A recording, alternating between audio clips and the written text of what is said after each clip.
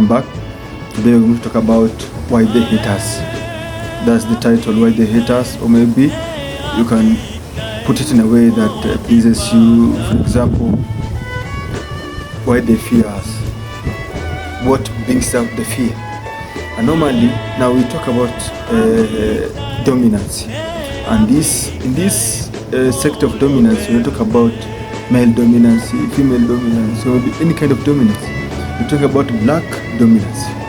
In the history, we talk about black history and also what we experience as blacks and what most of the people fear about blacks. Now, normally we think about, we equate this to the slave trade, we equate this to how the leadership goes on, we equate this to our culture. And that's what we're talking about today. What we normally avoid, or maybe what we are being fed, that sometimes are not true. And there are sometimes that we feel that needed to be talked about. So, for instance, now, let's talk about politics in a black manner, or maybe in a manner that makes people fear the leadership of blacks. For example, normally we say the whites are afraid. That's what is it? They're afraid of the leadership that a black person will be ruling. Okay? Why is it so? For example, not even for example, this is reality. If you hit somebody, continuously beating that person, you're diminishing that person, the sense of that person growing up, the sense of maybe leadership, you're diminishing that person. You are afraid that the moment this person gets any higher position, any chance to be a leader or to be in the position that you are in, this person will do the same thing that you did to him or her. Because that's what our brothers and sisters from the other side of the coin are afraid of. They're afraid of these people. Like, they have an history, because for us also, the way they have a history of maybe torturing us, all this racial segregation that they did to us, all the things that they do. And let me tell you, even today, they do it. Okay, they try to control us. They try to control our leadership. They try to control our countries. Let me tell you, in Africa, I will just give an example of credible countries. Let's talk about Congo. Congo in Africa is one of the countries that is very wealthy in minerals or in those things, in minerals. But if you look at Congo now, they are very poor. It's one of the poorest countries. Why? Because the whites know that if these people have any idea of how to mine the resources that they have, they'll be superior. There is one continent that if they just stay woke, they just do anything that they want, they'll just be the most superpower in the whole world. That is Africa. Talk about Egypt, the same. But let's talk about minerals. No? Let me give you another example. Kenya, we have oil. But tell me why now we are struggling, because we're saying fuel prices is high, everything is high. Because the moment fuel prices rise and maybe the fuel erupts, the prices erupt, everything will just be piling, and we will even have difficulty in feeding because of what? The transport. But if you think about UAE, Dubai, all those countries, the Arab countries, they had only one source of, let's call it protein, okay, in this case. So they had oil. They maximized on it. They said that whatever we want, we will do everything to make this thing, this protein that we have, give us money, make us superpower, make us the richest. Now, if you want to do anything now, if you want to get the luxurious places in the world, you go to Dubai, you go to UAE. Why? Because they only had one and they maximized on it. But now in Africa, the way that we think that we have something, we found it, the first thing we do, we project it to the whites, because we have that mentality that the whites are the only people who can outsource this, and also who can mine it and get it something else which is better. Why can't we create a government in Africa like Muammar Gaddafi used to say? If we had a country maybe a continent that is run by one person, and the rest of the people that we have like, for example, prime ministers of other countries that are in there. But it's ruled by one person. It will be very hard for the whites to take over it, and also it will be very hard for the whites to come and try to manipulate them, because they have one leader and one maybe one authority that they're facing. Okay, but now let's talk about Traore, President Traore. Burkina Faso is now struggling so hard to make their own kind of set of rules that is very good and it's very commendable. But now what are the whites doing? They're trying to make everything, or maybe make us feel like Traore is a bad person. Okay, they're trying to get it to make us, maybe feed us some information that will tell us that this man that we are championing for, that we are saying is a good person, is not good. Why? Because this person has realized that he has, or maybe the country that he is in has more power than these people. Look at what the France did to, maybe what they had when they heard that Traore pulled everything out. They don't want everything. They get mad. They got mad. They say, we won't give you this. No, we don't want it. But why can't other countries in Africa do the same? We are afraid of what the white will do. They will pull out. Okay? Tell me why every time we have a difficulty, even a simple financial issues in Africa, as a country, maybe Kenya, or maybe Uganda, or maybe Nigeria, or something like that, you feel like the World Bank will rush, say, hey, I've seen that you have a problem with your roads, let me chip in, I'll help you. The moment that person helps you, you're in debt to him or her. If I give you some money, and I know I'll give you a certain kind of money that you don't have, and it will take you years to reach to that position to give me that money, and I'll give it to you, the condition that you just have this money, but let me give you advices on how you run your house. You see, it seems easy. It seems easy, and it also seems very. It's on a light note. But if you sit down, look at it, you feel like that slogan that we had in South Africa, Mandla, is dead. We'll feel like Mandla is no more.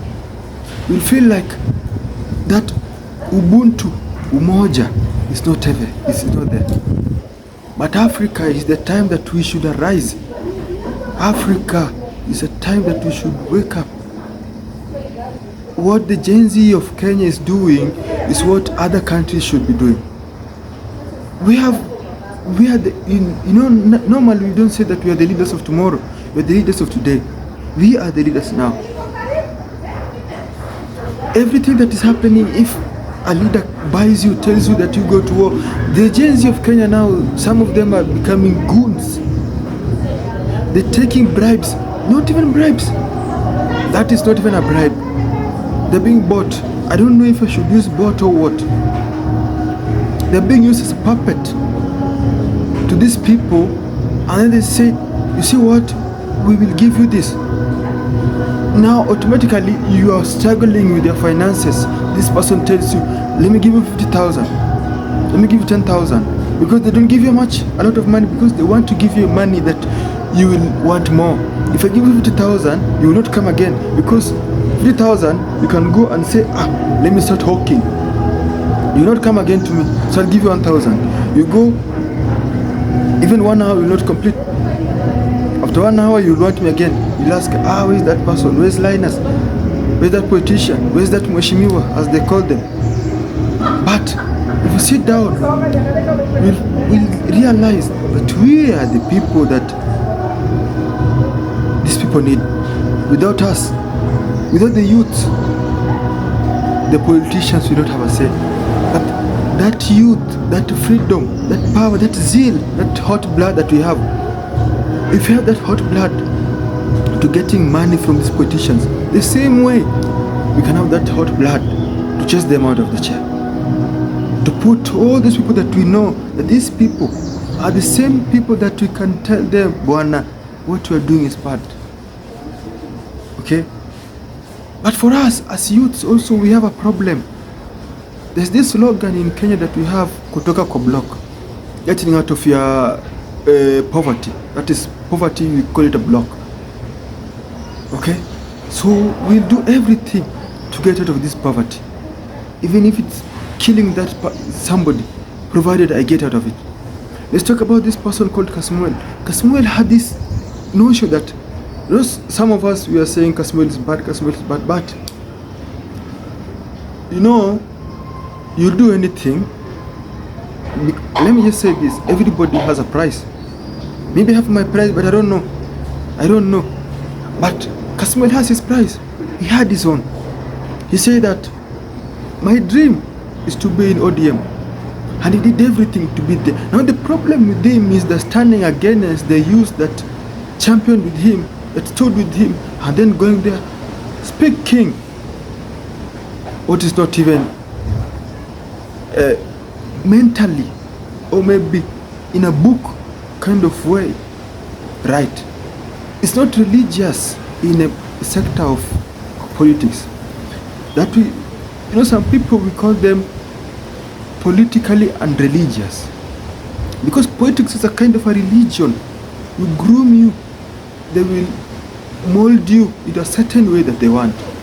So for people like Kasmuel, they are not religiously political. Because and for another person, like there was this person, Morara also had his own price. Morara was a good person, but the moment that they tuned him in a way that Morara wanted, he shut down. That have leaders that they don't have, you don't push your personal interest into a political way. Have your personal interest on your own. Do something that the society will know that this person did it. Some people could continue complaining, Mheshimiwa Raila did not do anything. But let me tell you, for Raila, this is the only person I know that never rested. Even now that he is dead, he's not resting.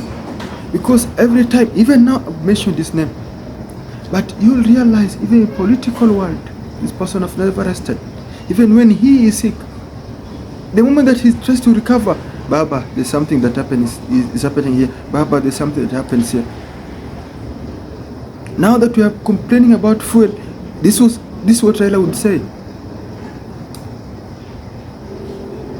Mafuta imepanda, gharama maisha iko juu. Tuesday tuko barabarani, meaning the oil, the fuel prices is so high. And the only thing that we need to do is go out there and tell them what we know, what we need, and what is happening here.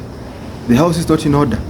But now we have politicians that the only thing that they need to know, they know, maybe they just feel that should be there, is throwing shades, throwing bullets of words of insults to other people. It's not only happening in Kenya, it's happening to other countries in Africa.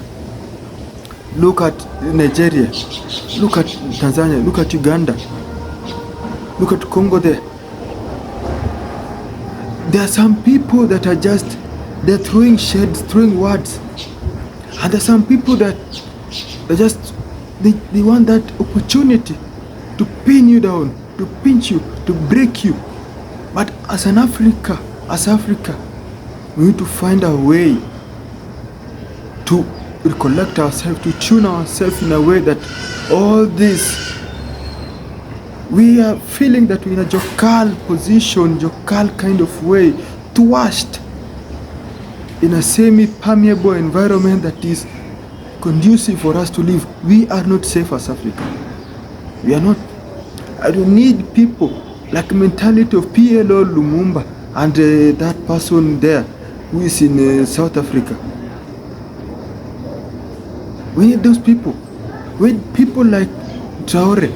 We need people like that to come back and maybe create a coalition, or maybe create one party state, like one continent.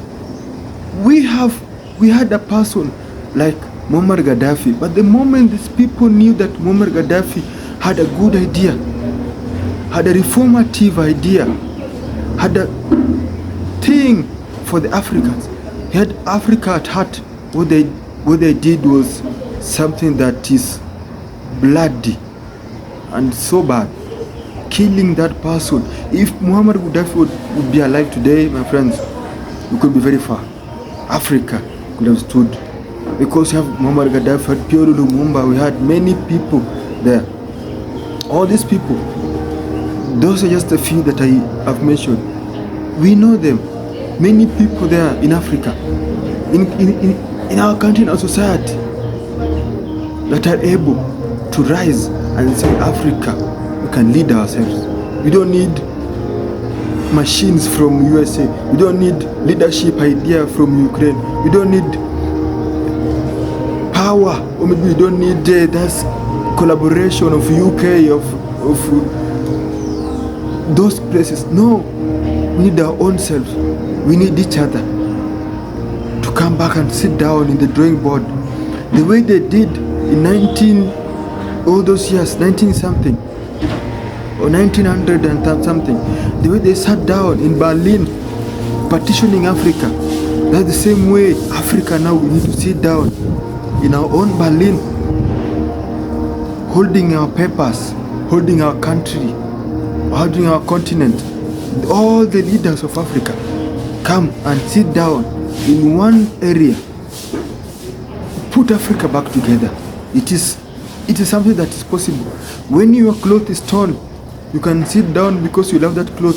Take a thread, sew it with your hands. Don't put it in a machine. Sew it with your hands.